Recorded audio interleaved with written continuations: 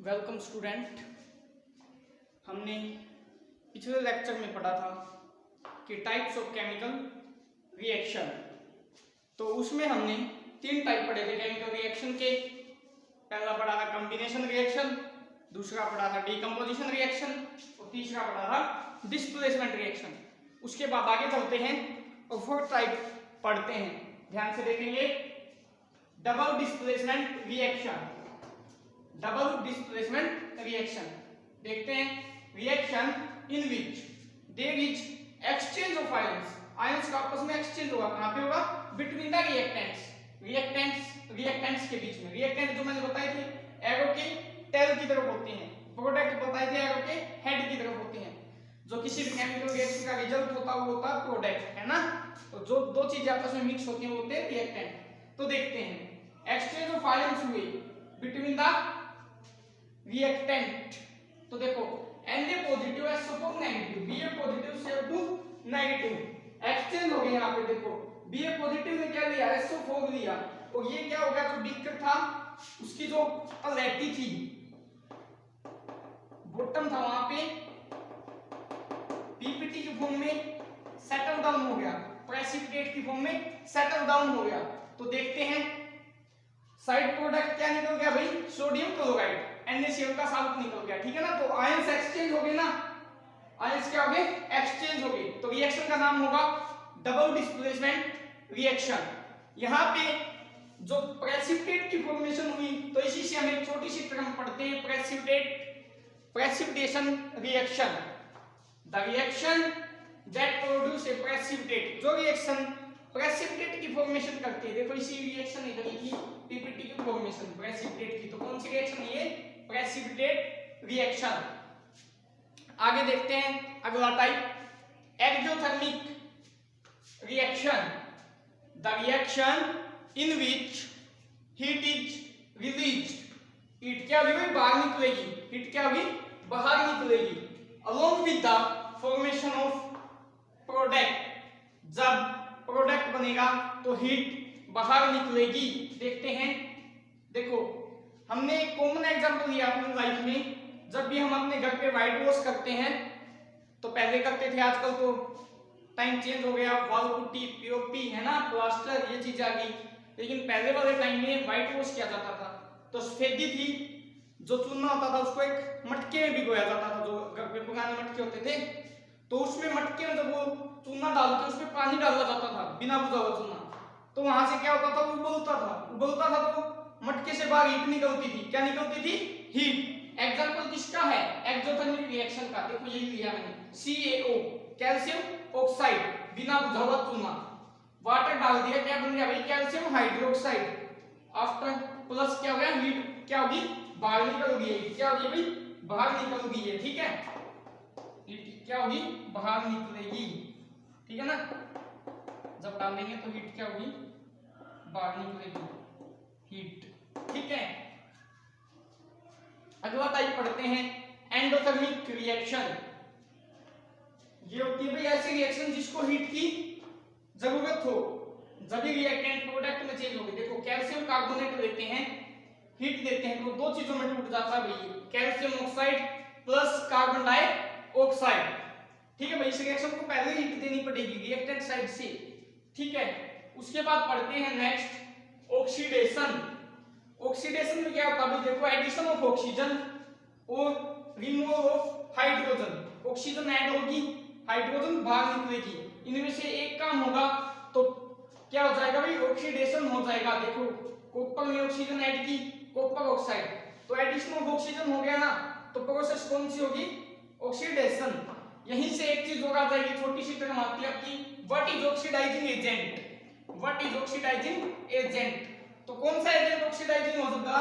जो agent O2 provide करेगा करेगा, क्या करेगा, ऑक्सीजन प्रोवाइड करेगा फॉर ऑक्सीडेशन। ऑक्सीडेशन के लिए जो ऑक्सीजन देगा क्या हो जाएगा भाई, वो ऑक्सीडाइजिंग एजेंट। ऐसे ही पढ़ते हैं रिडक्शन। तो देखो रिडक्शन में क्या होता है, इन विच एडिशन ऑफ हाइड्रोजन, यहाँ पे उसका अपोजिट होगा ऑक्सीडेशन का, हाइड्रोजन ऐड होगी, ऑक्सीजन बाहर निकलेगी, इनमें से एक काम हो जाएगा। तो प्रोसेस कौन सी हो जाएगी भाई, रिडक्शन।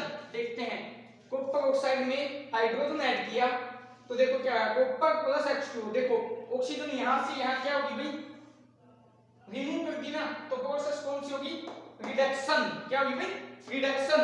ऐसे ही आएगा रिड्यूसिंग एजेंट। क्या होता है reducing agent, the agent which provide H2 for reduction. जो रिडक्शन के लिए हाइड्रोजन प्रोवाइड करेगा वो रिड्यूसिंग एजेंट हो जाएगा। आगे देखते हैं, redox reaction, such type of reaction in which both oxidation and reduction take place, जहां पे ऑक्सीडेशन भी हो रिडक्शन भी हो। ठीक है भाई, तो कौन सी हो जाएगी, रेडॉक्स रिएक्शन। देखो क्या है, zinc oxide plus carbon, after reaction zinc plus carbon monoxide. तो देखो देखते हैं यहाँ पे क्या हुआ, जिंक ऑक्साइड ने क्या किया भाई, ऑक्सीजन को रिमूव कर दिया। आफ्टर रिएक्शन किस में चेंज होगा, जिंक में। तो ऑक्सीजन जहां पे रिमूव होगी, रिडक्शन। जो कार्बन है इसने ऑक्सीजन को ले लिया, तो यहाँ पे क्या हो गया, ऑक्सीडेशन, ऐड होगी यहाँ पे का ऑक्सीजन। आगे देखते हैं heat and trial method. Unbalance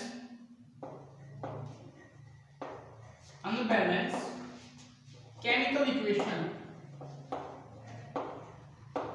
is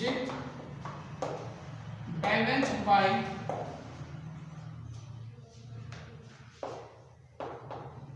simplest whole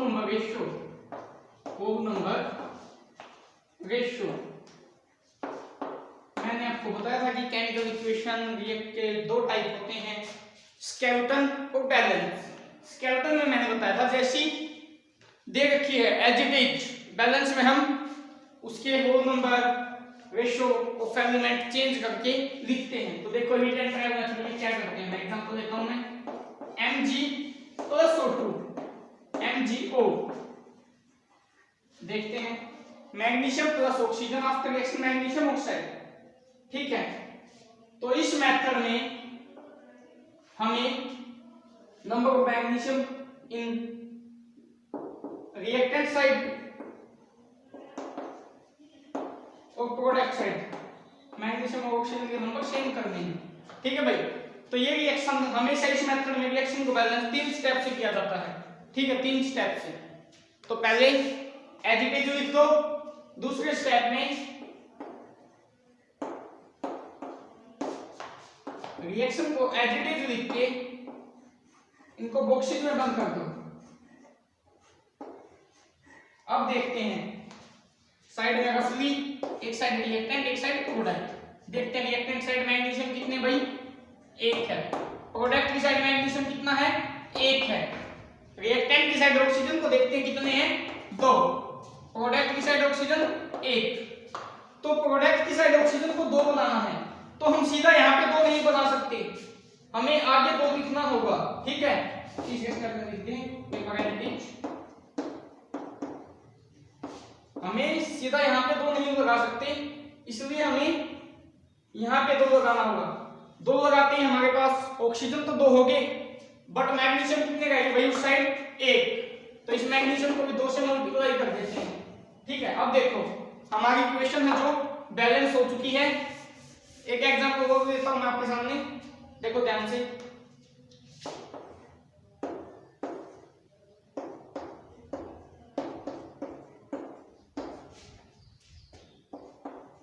देखो H2 plus O2 after reaction H2O। यहां पे फिर से वही काम करते हैं, सबसे पहले 3 स्टेप में करेंगे, तो दूसरे स्टेप में ऑक्सीजन में बंद कर देते हैं। ठीक है भाई, दूसरे स्टेप में ऑक्सीजन में बंद कर देते हैं।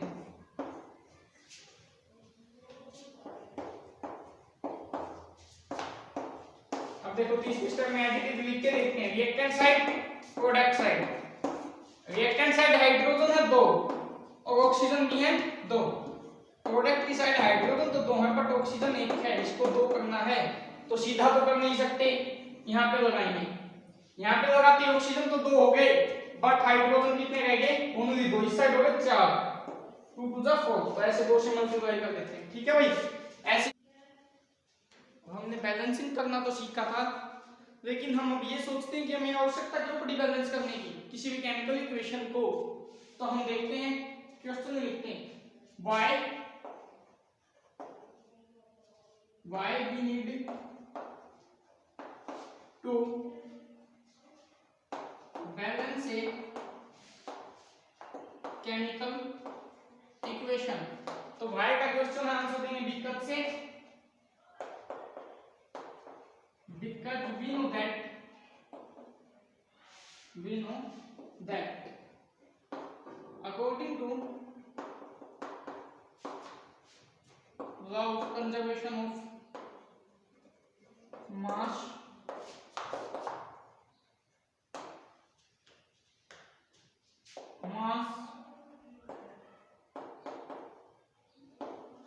neither be created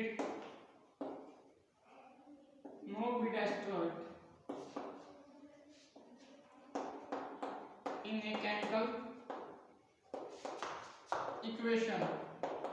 So इसलिए we need to balance a chemical equation, we need to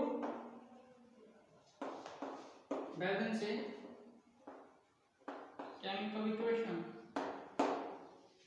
example देखते हैं भाई इसका, Mg plus O2 after reaction MgO, मैंने आपको बैलेंसिंग सिखाई थी, 3 स्टेप में करेंगे,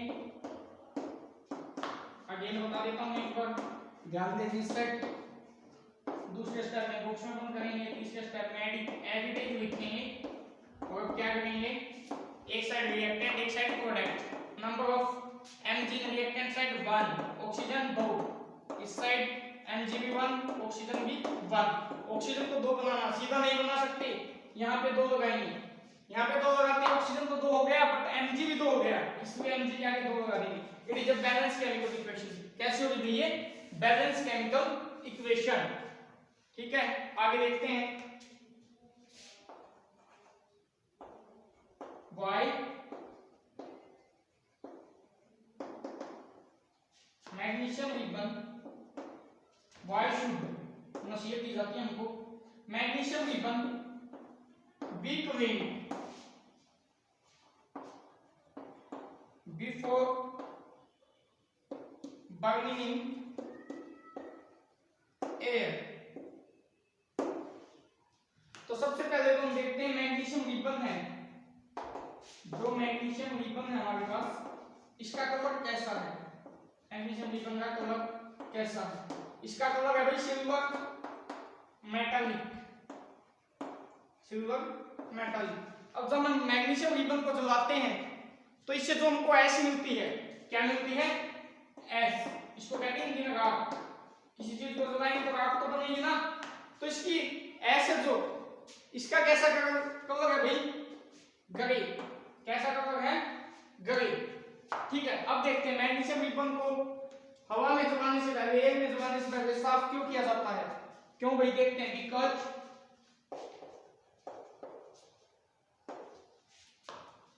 because magnesium is more reactive element when it reacts with oxygen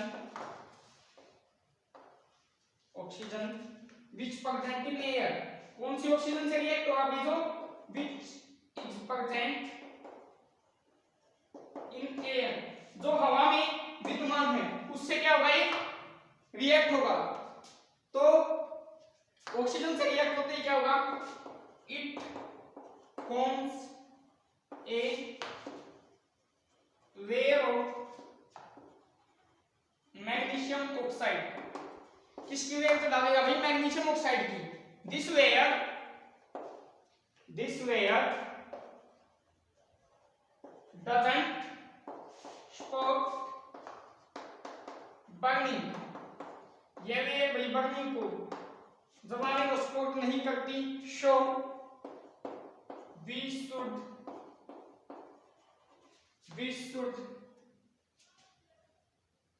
clean a magnesium weapon before burning in air,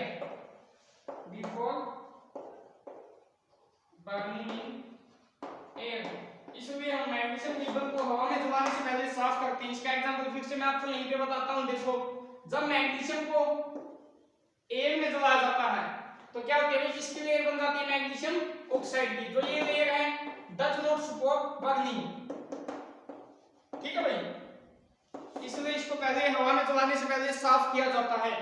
ठीक है, आज की क्लास में हम इतना ही पढ़ते हैं, आगे बढ़ते हैं अगली क्लास में। Thank you so much.